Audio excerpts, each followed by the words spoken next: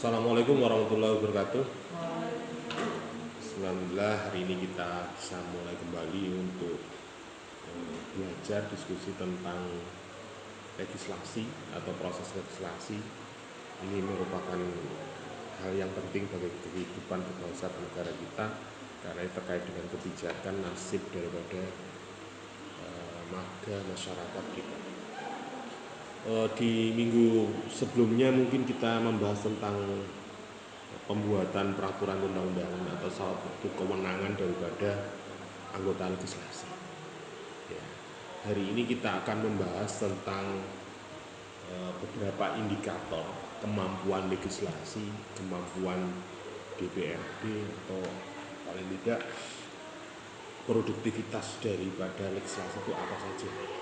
Walaupun mungkin pada pertemuan sebelumnya kita sudah membahas tentang secara ideal pembuatan undang-undang itu seperti apa, ya. Tetapi hari ini kita mencoba secara personal, secara kelembagaan, apa saja yang harus dimiliki atau kemampuan apa saja yang harus dipahami oleh para anggota legislasi itu atau anggota DPR lah bahasanya. Jadi ketika ngomong kemampuan indikator kemampuan legislasi, berarti kita berbicara tentang bagaimana ukuran atau parameter ya, yang digunakan untuk menilai efektivitas dan efisiensi fungsi daripada legislasi itu dalam suatu negara. Maka apa saja yang menjadi ukurannya? Yang pertama terkait dengan kualitas legislasi. Jadi sering kita dihadapkan pada kehidupan di negara kita terkait dengan produktivitas undang-undang yang sudah ada. Walaupun mungkin secara kelembagaan dan sebagainya sudah tertata ya, artinya kelengkapan anggota dewan, kelengkapan anggota legislasi sudah ada, tetapi namanya produk manusia pasti ada hal yang di luar pengawasan, di luar kemampuan, sehingga itu menjadi koreksi, menjadi evaluasi bagi kita semua.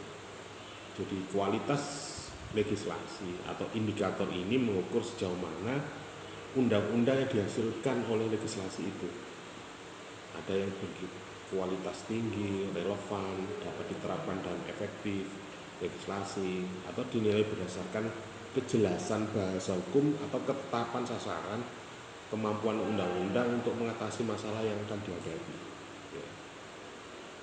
Coba kita ulas, atau mungkin ada beberapa informasi dari media sosial atau media cetak terkait dengan produk undang-undang, khususnya karena tahun politik ya, mungkin yang ramai sekali mungkin sekarang itu terkait dengan pemilu, pilkada.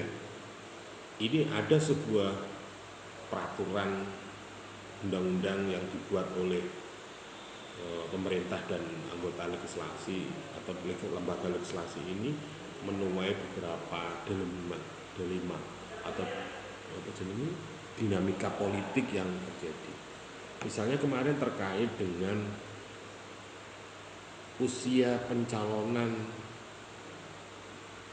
calon gubernur atau wakil gubernur atau bupati, batas usia minimal ini yang menjadi perdebatan.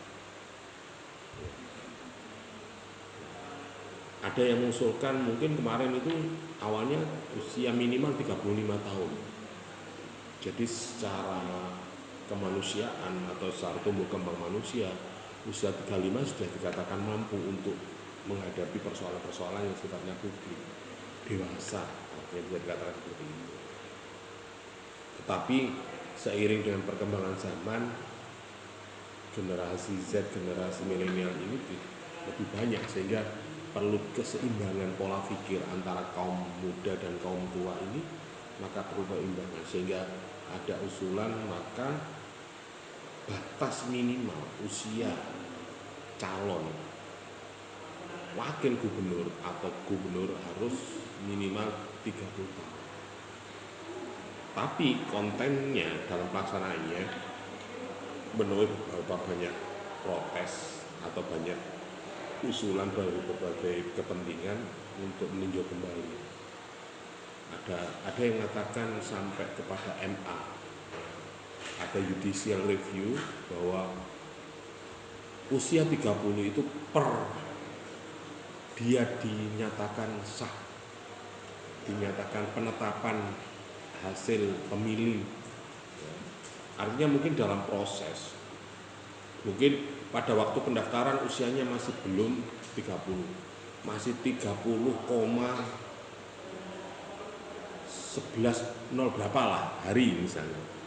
Kemudian diperkirakan ketika pemilu selesai, pada waktu penetapan hasil pemilu atau pilkada, dia usianya sudah pas 30 tahun.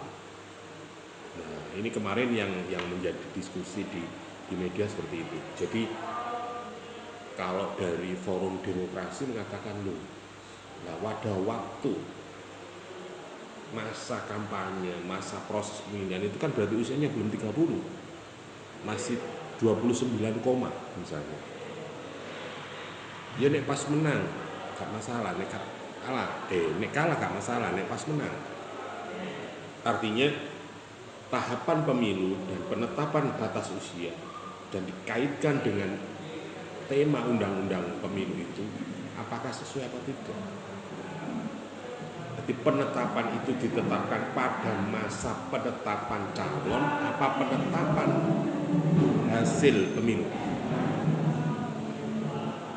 Nek ngomong hakikat ya, substansinya, kenapa sih muncul minimal 30 tahun itu kan ketika dia memimpin menjadi gubernur atau wakil gubernur. Tetapi undang-undang ini ditempatkan pada proses tahapan pemilu atau undang-undang tentang pemilu atau pilkada. Apakah usia 30 diberlakukan ketika pendaftaran calon anggota gubernur atau wakil gubernur, atau pada waktu dia sudah melaksanakan proses pemilu, artinya tanggal 22 September November dia sudah berusia 30 tahun. Nah, ini kemarin menjadi diskusi publik yang ini artinya menunjukkan bahwa kualitas daripada undang-undang itu juga menjadi debatable, menjadi apa ya? Ada yang berpendapat loh, mestinya ya waktu mencalonan. Nah, tapi kan maksudnya undang-undang 30 itu kan maksud ketika dia memimpin ya. Yus akhirnya MA memutuskan usia 30 itu adalah ketika penetapan hasil pemilu kada. Jadi nek ditetapkan pada waktu masa pemilu kada, dia pas usianya 30 tahun berarti sah. Kalau belum, tidak sah. Jadi kalau pada waktu pemilihan misalnya daftarnya bulan April atau Mei, pasti dia belum berusia 30, masih 29, katakanlah 7 bulan. Jadi kan kurang 5 bulan. Nah, pada proses dari tahapan pemilu sampai hasil pemilu itu 5 bulan pas. Sehingga ketika dia menang itu dilantik, itu dia pas usia 3. Itu akhirnya putusan MA seperti itu. Nah, ini kemarin menjadi ada beberapa tarik ulur tentang isi daripada undang-undang itu. Nah, ini artinya kualitas daripada undang-undang pemikiran tentang penetapan itu bisa menjadi debatable, menjadi tarik ulur, menjadi bahan diskusi yang sifatnya cara umum menjadi pasal-pasal karet ya. Nah, ini contoh kemarin yang mungkin menjadi diskusi. Sebenarnya banyak peraturan perundang-undangan yang mungkin ketika ini ditetapkan bertentangan dengan undang-undang yang lain. Bisa juga undang-undang ini saling keterkaitan. Makanya kemarin sampai muncul Omnibus Law itu kan karena banyak peraturan-peraturan yang bertentangan dengan peraturan atau undang-undang yang lainnya. Contoh di kehidupan kita misalnya di jalan raya. di jalan raya itu banyak mengandung peraturan, ada undang-undang lalu lintas, ada PU ya, apa Dinas Pekerjaan Umum, ada PLN, ada Telkom. Nah misalnya kalau di jalan itu masang apa jadinya kabel telepon itu loh, cagae tiang telepon itu kan saling di sisi lain mengurangi keindahan dari pertamanan. Itu artinya ada peraturan, ada dinas pertamanan, ada dinas PU yang barangkali itu tidak sesuai. Tetapi undang-undang Telkom juga dia ngomong undang-undang lalu lintas, apakah kabel telepon itu membahayakan pengguna lalu lintas? Nah, ini kan juga itu nih ngomong hal kecil, banyak lagi yang barangkali itu bertentangan. Misal tentang undang-undang narkotika, penggunaan sabu-sabu, di sisi lain narkotika itu terkadang juga manfaatnya untuk pengobatan dalam kadar dan dosis tertentu. Tapi undang-undang yang lain menyatakan itu haram, itu tidak boleh, itu dilarang. Ya boleh. Ini kan termasuk kualitas dari undang-undang itu harus ada keseimbangan, harus ada satu koordinasi atau pemahaman yang sama. Atau mungkin bisa juga diringkes, ada satu undang-undang yang menjadi. Jadi kalau undang-undang yang sangat narkotika bisa juga peraturan menteri ya, kesehatan. Di sisi lain ini menteri tentang penegakan hukum atau BNN narkotika misalnya. Ini kan juga menjadi persoalan. Nah, inilah yang salah satu contoh bagaimana kualitas legislasi itu membuat undang-undang. Pemikiran itu sampai enggak mereka ketika membahas pasal atau terkait dengan itu. Ini.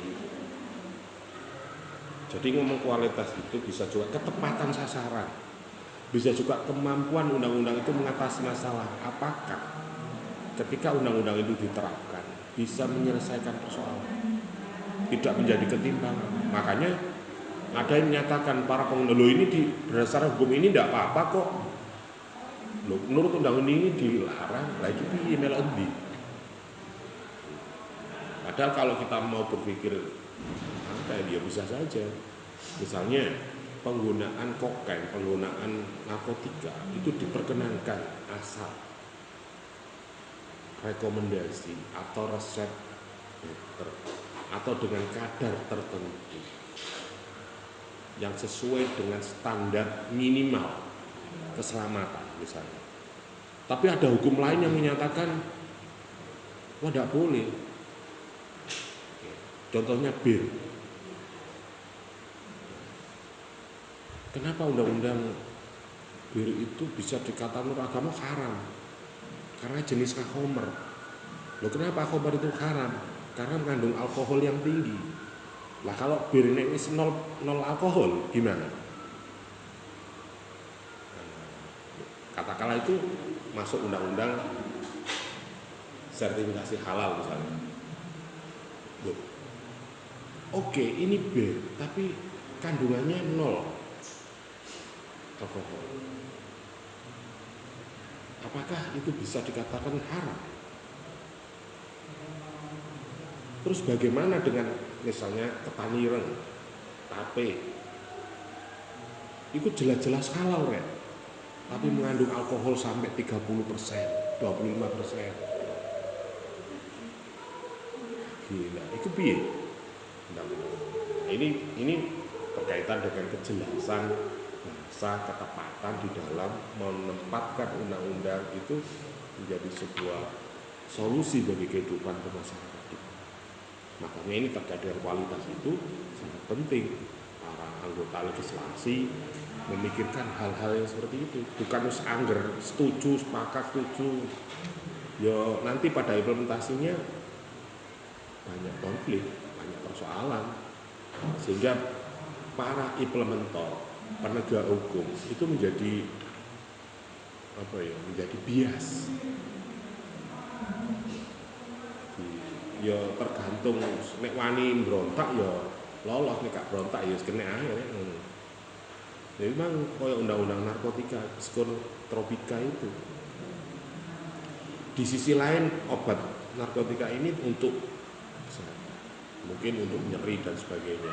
Jadi kalau dalam pasien kondisi tertentu obat bius atau apa itu memang dimanfaatkan para dokter untuk menangani itu.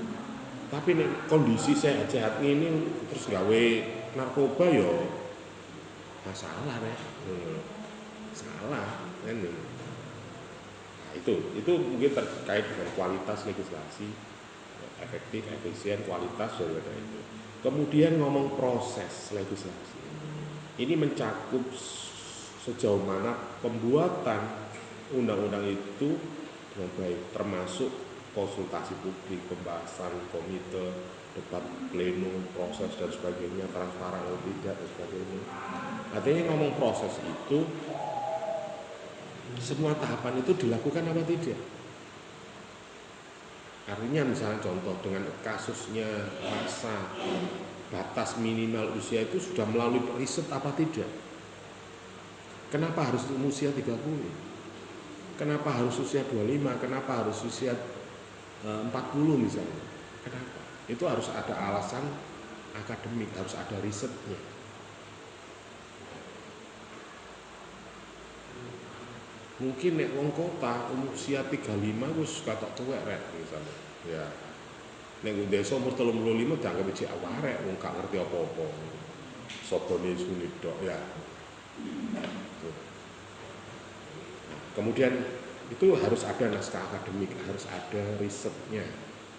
Makanya adik-adik sebenarnya karena ada di termasuk mahasiswa pemerintahan yang barangkali nantinya itu menjadi anggota legislasi, kemudian sampai itu prakteknya dalam membuat sebuah naskah akademik.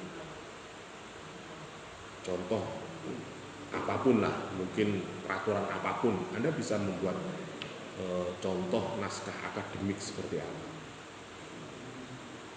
Peraturan tentang apa misalnya, boleh Anda buat.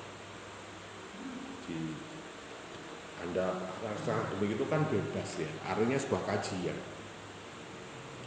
Artinya kajian itu hanya sebagai pertimbangan. Artinya bahannya, pertimbangannya bisa saja dari semua daerah, semua jenjang waktu, sehingga itu bisa menjadi pemikiran. Sehingga itu bisa diterapkan atau disahkan atau dimasukkan dalam sebuah. Jadi ngomong proses ini harus ada debat, diskusi. Jadi gak moro karena ada kepentingan segala undang-undang, dipesen undang-undang atau undang-undangnya dianulir. Artinya wah iki nek kate running kate munggah pencalon gak iso keganjal pasal iki misalnya. Wah, ajukannya aja review ke MK atau ke Komisi Judicial Review biar undang-undang ini direvisi atau ada sebuah argumentasi, sebuah penjelasan terkait dengan isi undang-undang. Ya sama halnya tadi yang terkait dengan batas minimal calon anggota wakil gubernur atau wakil bupati minimal 30 tahun. Nah, misalnya itu artinya harus ada diskusi. Nah, ketika ini sudah menjadi undang-undang, maka harus ada fatwa, harus ada penjelasan yang final, sehingga itu menjadikan referensi dasar pelaksanaan semua itu. Wis, waktu pencalonan usianya belum 30, tapi dengan catatan ketika dia terpilih, usianya harus minimal 30 tahun. Tepat pada tanggal 22 November harus pas kurang sedino ya oleh masih kurang sedino ndane ya wis terpilih. Ternyata ketika pelantikan 22 November usianya masih 29,0025 misalnya, kurang rong dino tok ya apa rek ngono. Dondore Pak pelantikane ngono. Tapi nek ngomong undang-undang sepakatan ya gak iso, ya rame. Ke politik mana? Tuh. Nah, terkait dengan proses ini maka harus ada itu tadi konsultasi publik, pembahasan para dengan komite pihak-pihak yang terkait dengan para implementer, para penegak dan sebagainya. Tinggal itu undang-undang ya gak angger dakdok setuju nah, akhirnya kayak undang-undang apa yang terjadi. Kemudian terkait dengan selanjutnya indikator berikutnya adalah terkait dengan kapasitas pengawasan. Nah, kalau sudah dibuat, ditetapkan, disahkan undang-undang itu, bagaimana implementasinya? Maka anggota legislasi itu harus melakukan sebuah tugasnya, yaitu pengawasan. Sesuai enggak dengan pembahasan atau penetapan yang ditetapkan di lembaga legislasi itu? Di kemampuan legislatif untuk mengawasi tindakan eksekutif, memastikan kebijakan dilaksanakan dengan undang-undang itu bisa diukur melalui jumlah kualitas sidang pengawasan atau audit atau bisa laporan evaluasi kebijakan.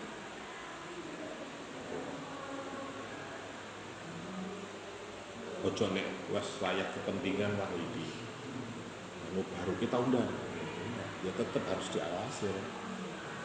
Perkara nanti di lapangan sulit dilaksanakan atau ada kendala atau ada apapun itu sebagai bahan evaluasi.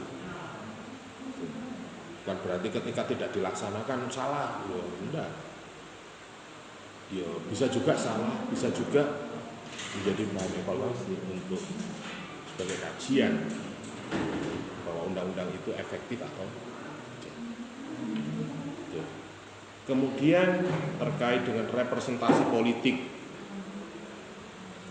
indikator ini mengukur sejauh mana anggota legislasi itu mewakili kepentingan konstituennya. Jadi sejauh mana sih anggota dewan itu nek wis dadi, sudah jadi mewakili dari masyarakat atau konstituen yang memilihnya. Ini yang jadi sulit. Umumnya nek wayah pemilihan ya nyidek masyarakat. Nek wis dadi jauh dari ya.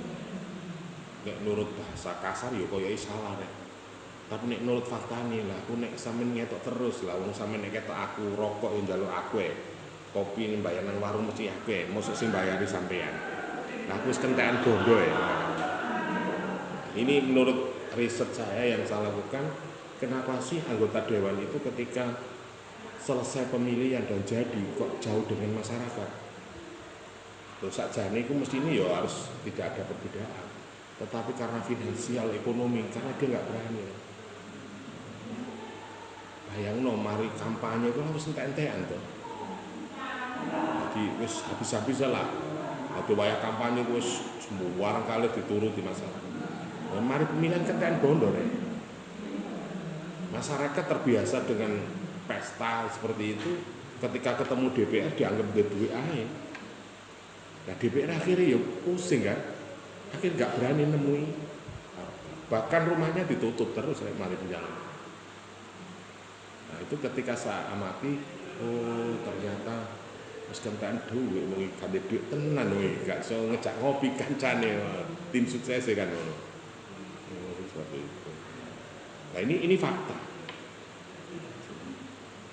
Tapi idealnya kan tidak seperti itu. Makanya proses pendidikan politik, proses rekrutmen, yo ojo model-model kok model-model kok yo remek kamu ya. Makanya model itu dicalonkan, apa Anda mencalonkan diri? Nek Anda dicalonkan, didukung masyarakat, yo gak patek bonus sama yo bondo wajar lah. Tetapi nek mencalonkan berarti sampeyan sing duwe karep kan. Yo si bondo malih sampeyan. Sampeyan los konsen sampeyan. Jaluk ini diturutin, jaluk wah apa rekreasi nah ziarah, jaluk nah dituruti kabeh. Barang wis dadi kentekan dhuwit rek utang terus akad ini. Lho ya secara ekonomi ya kalah kabut banget. Nah, makanya koreksinya adalah ketika Anda menjadi calon anggota legislasi, itu ya harus benar-benar didukung masyarakat secara fair. Bukan karena Anda mencalonkan, walaupun kenyataannya kita memang sulit lah orang itu atau zaman sekarang atau ngomong demokrasi hari ini murni dicalonkan, dipilih rakyat apa nih yo gak masyarakat nih kok kon milih kok tuku suarane kan ngono. Ayo ono calon sing murni dipilih masyarakat, direkrut oleh partai, oh gak ngelamar nang partai. Misalnya hari ini ada beberapa calon bupati misalnya, bupati didatangi oleh partai politik, bukan calonnya yang datang ke partai politik, ngono loh. Nah ini kan semua salah kaprah kayak ini. Calonnya sing demek-demek nang ini partai untuk mencari rekom.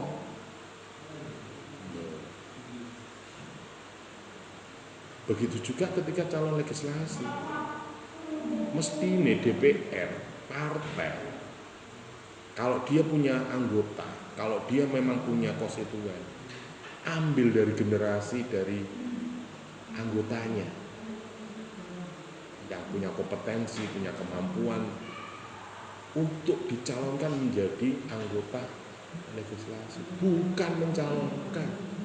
Mosok partai politik membuka daftar calon anggota legislasi. Lagi partai cap dan ini Ki, Anda hari ini ngomong demokrasi, pejuang demokrasi, tapi prakteknya praktek seperti itu cocok nggak teori sampeyan sampai prakteknya? Ayo, coba sampean ngomong nang partai politik Bapak di sampean partai banda omong-omong. Ini gak zamane nduk le. Mas ngono. Lah piye mosok jaman ngene? Lah ya apa jare? Ya mangkane anggota DPR kene wae pemilihan nyidek nang masyarakat nek wae dadi nyengkre. Ya gak nyalani padha ae rek ganti dhuwit geng kono kopi sampean ngono. Nah, ini proses. Apakah ini yang salah DPR apa partainya atau individu masyarakatnya apa? Makanya representasi ini menjadi partisipasi dalam proses legislasi sangat penting. Nah, itu menjadikan dia benar-benar wakil rakyat. Yo, dia selalu berkomunikasi dengan juragane rek. Gak mungkin wah aku pasrah aku ya sapa jare aku ngono. Ya masa ya ngono. Ini yang terjadi hari ini kalau Anda mengamati para anggota legislasi yang kita. Jadi ya kita nggak sepenuhnya bisa menyalahkan mereka ketika dia sudah jadi anggota legislasi gak pernah ketemu sampean atau gak pernah ketemu konstituen. Kalaupun ketemu harus ada acara resmi, acara reses dan sebagainya. Sehingga ini mempengaruhi representasi daripada keanggotaannya sebagai anggota legislasi atau sebagai perwujudan aspirasi masyarakat. Ini terkait. Kemudian terkait dengan kapasitas sumber daya. Ini mencakup sumber daya yang dimiliki oleh badan legislasi termasuk anggaran, staf, akses, informasi serta pendukung lainnya. Sumber daya yang memadai mungkin anggota legislasi menjalankan tugas dan fungsinya dengan baik. Jadi ya tidak menutup kemungkinan memang jenenge wakil rakyat satu orang katakanlah menanggung 20.000 nyawa atau 20.000 kepala misalnya. Nasibnya. Katakanlah Anda sebagai anggota legislasi DPR RI, Anda minimal harus didukung katakanlah 50.000. Berarti Anda bertanggung jawab atas nasib aspirasi dari 50.000 orang yang mendukung sampean. Lho bayang orang. Ya apa? Kalau tidak didukung dengan fasilitas yang memadai, ya keseper dhewe ya. Apa maneh dhewe iku asal mencalonkan tidak mencalonkan. Mencalonkan ya budal itu dodol kebon, dodol mobil, dodol omah barang. Kemudian berikutnya adalah terkait dengan kemampuan analisa kebijakan publiknya atau kebijakan.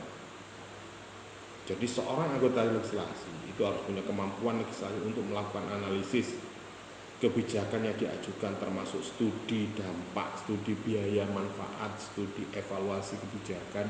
Dia harus paham. Yo, idenya bagus, tapi kosnya tinggi, Rek.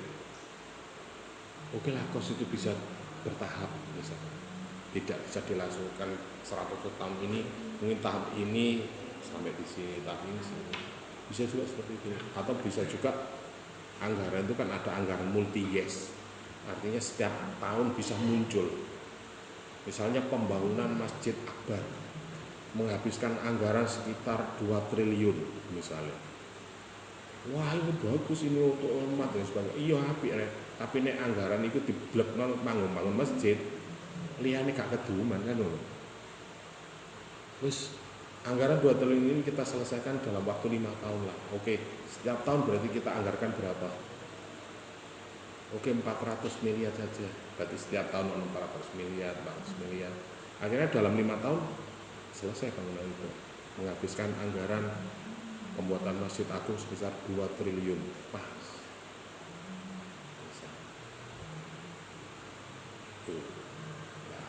Kita harus, anggota legislasi harus punya daya analisis.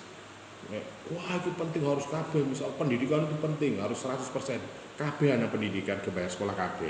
Terus yang loro sapa sing bayari. Terus yang kebutuhan liyane misal untuk hiburan, untuk olahraga dan sebagainya apa? Harus dipertimbangkan. Baik, anggota legislasi itu harus punya daya analisis tentang sign of crisis, kepedulian terhadap apapun yang menjadi kepentingan masyarakat dan masuk di dalam ranah kebijakan publik. Itu harus dimiliki oleh anggota legislasi. Itu ya terkait dengan anggota legislasi. Kemudian kalau kita misalnya rujuk ke paling bawah, anggota DPRD misalnya, apa saja ya hampir sama dengan anggota legislasi di pusat itu. Jadi DPRD itu juga harus punya kemampuan secara profesional, kemampuan secara komitmen, secara tinggi, secara etika politik atau pemerintah itu harus dijunjung tinggi. Misalnya hari ini di Kabupaten Mojokerto rame pencalonan bupati dan wakil bupati. Nah, mengerucut tokoh ini mengerucut pada salah satu tokoh. Nah, tapi tokoh ini nek dicalonno iki mempengaruhi rivalnya, podo-podo Guse misalnya, ya apa? Sapa sing didu meneh? Ya keluargane, ya komunitas kan lho. Lah biar koncone, biasa kanca ngopi marang dadi rival politik. Ya nek bisa bersikap dewasa. Nah nek wis kadung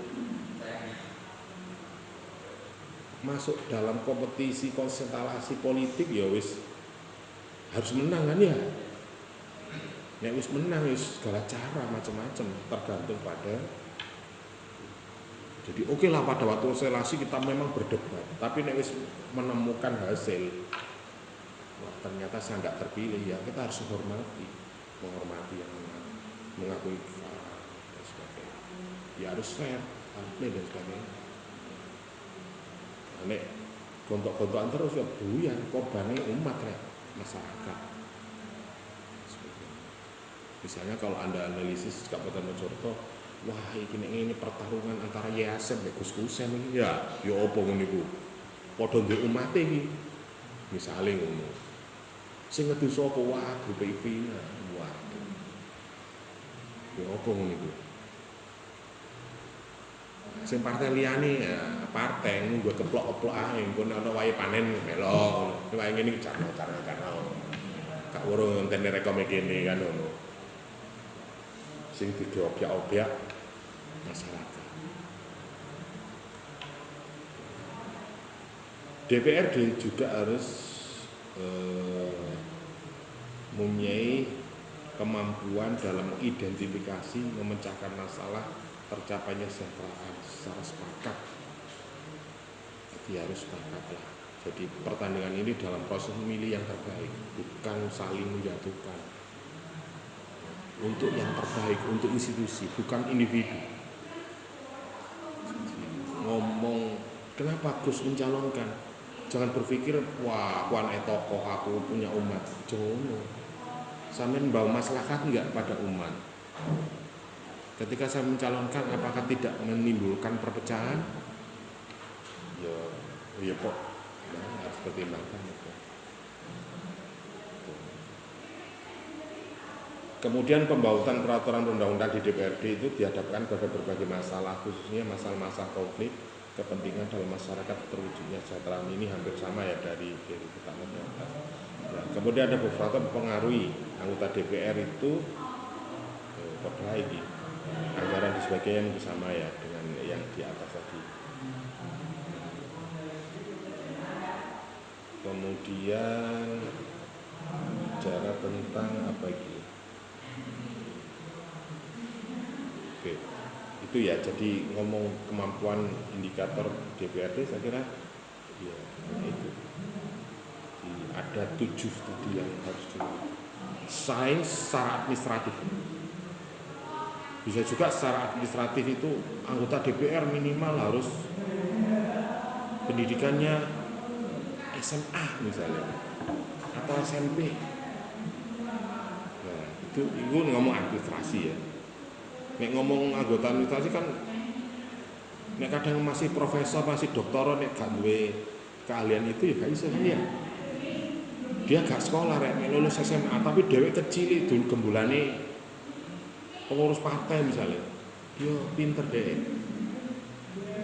Nah, sekarang itu kan ijazah atau keterampilan akademis itu kan hanya sebagai kelengkapan administrasi saja. Mestinya ketika dia mempunyai sarjana apapun terkait dengan keahliannya itu harus benar-benar kompetensi, tidak hanya sesuai dengan kompetensinya. Ya, oke, sampai di sini barangkali ada yang